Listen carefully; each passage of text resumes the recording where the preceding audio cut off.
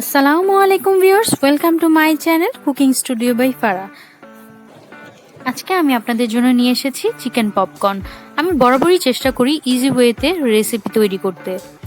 আজকে এই রান্না সব ধরনের মানুষই করতে পারবেন। আশা করি রেসিপিটি আপনাদের অনেক ভালো লাগবে। প্রথমে আমি চলে যাচ্ছি চিকেন আমি ছোট ছোট করে কেটে নিয়েছি, আমি দেখিয়ে দিচ্ছি।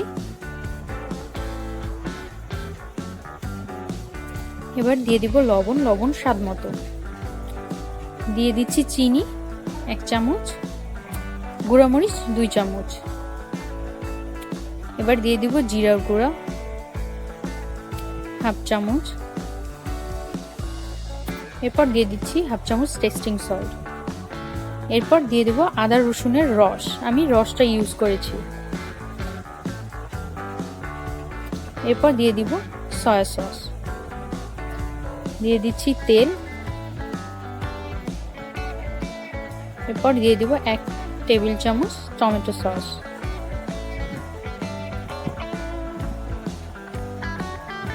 এরপর ভালোভাবে মেখে নিতে হবে।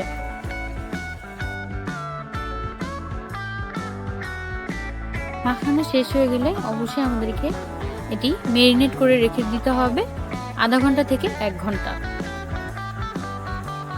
এরপর আমি চলে যাব ভাজার জন্য। তো আমি 2 কাপ ময়দা নিয়ে নিয়েছি। আমি দিয়ে দিচ্ছি কর্নফ্লাওয়ার 2 টেবিল চামচ,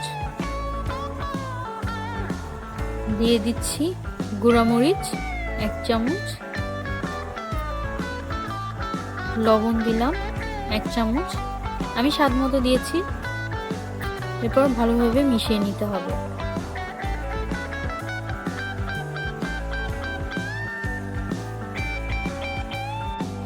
এরপর মেশানো হয়ে গেলে আমি চলে যাব ভাজতে। আমি মুরগির টুকরোগুলো ভালোভাবে গড়িয়ে নিয়েছি, ঠিক এভাবে গড়িয়ে আমি ডুবো তেলে ছেড়ে দেব।